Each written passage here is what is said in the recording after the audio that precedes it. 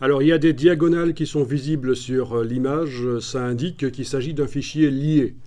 Quand vous importez une image sans cocher l'option lié, vous n'aurez pas les diagonales. Ça veut dire que le fichier peut même disparaître du disque dur, être modifié de n'importe quelle manière. Illustrator s'en occupera pas. Une autre chose qui indique qu'il s'agit d'une image liée, vous allez dans le menu Fenêtre, prendre la palette Lien. Et là, si vous ne voyez pas une icône à droite du nom de l'image, une icône qui représente une image, ça veut dire que c'est une image liée. Et dans le cas d'images non liées, on appelle ça des images incorporées. Vous n'aurez pas la diagonale et vous aurez une icône ici qui indique qu'il s'agit d'une image qui est dans le fichier Illustrator.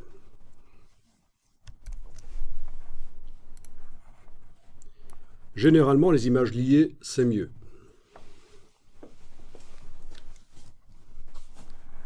C'est mieux pourquoi? Mais parce que si on modifie l'image dans Photoshop, ça va se modifier dans Illustrator. On va voir ça. Vous allez passer à Photoshop en gardant bien sûr la version Illustrator ouverte, le document Illustrator ouvert. Vous repassez dans Photoshop temporairement et on va aller modifier quelque chose ici. De manière non destructive.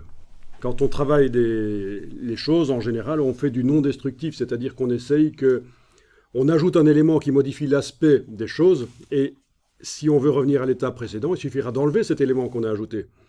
L'élément qu'on va ajouter ici pour modifier l'image, c'est par exemple un calque de réglage dans Photoshop. Donc c'est comme ça qu'on travaille actuellement. On n'est plus dans les années 90 où on faisait de la retouche destructive. On modifiait réellement les pixels.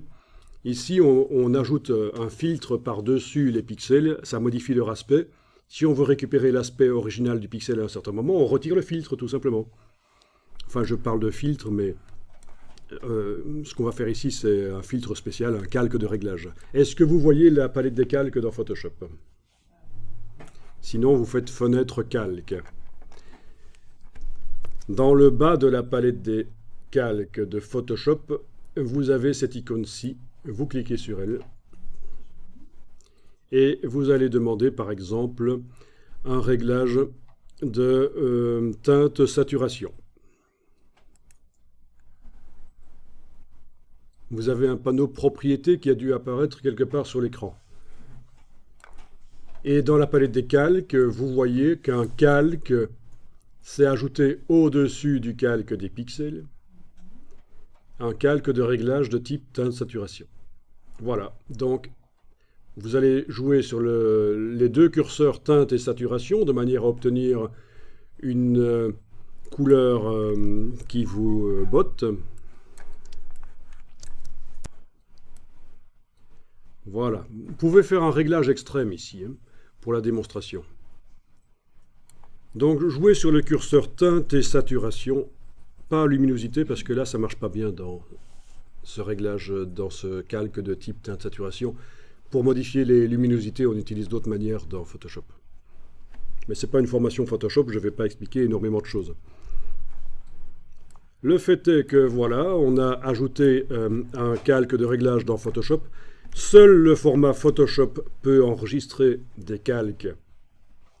Et ça tombe bien, on est en train de travailler le document qui est enregistré au format Photoshop, justement. Donc, le fichier va pouvoir intégrer ça. Il suffit de faire fichier enregistré. Bien sûr, je n'enregistre pas sous, je ne change pas le nom, puisque Illustrator regarde ce fichier avec le nom qu'il a actuellement. Je ne dois pas changer son nom. Je mets à jour le fichier sur disque dur en faisant fichier enregistré, tout simplement. Alors quand je dis seul le format Photoshop peut intégrer des calques, c'est pas tout à fait vrai. Il y a aussi le format PDF et le format TIFF qui peuvent le faire. Mais ils encapsulent en fait. Un peu comme le PDF peut intégrer du format Illustrator quand on est dans Illustrator, mais c'est le même principe ici. Mais dites-vous bien que voilà, il faut absolument être au format Photoshop, c'est bien. Alors vous avez un message sur la compatibilité, maximiser la compatibilité. Vous cliquez sur OK, c'est bien. Ça veut dire que le fichier est compatible avec d'anciennes versions Photoshop. C'est un détail.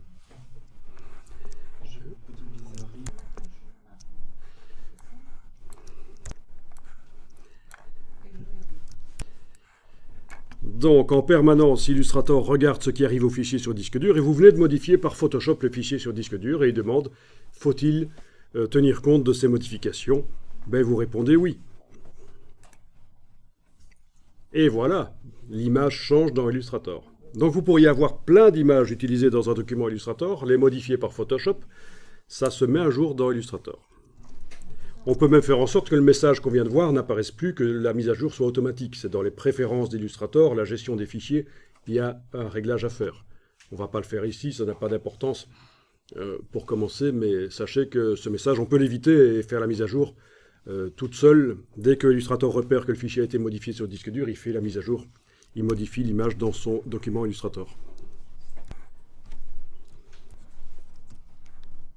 Donc c'est ça l'intérêt d'utiliser des fichiers PSD, c'est de pouvoir mettre des calques. Et on a mis un calque de réglage, il y en a plein d'autres à mettre, et également des filtres dynamiques dans la palette des calques.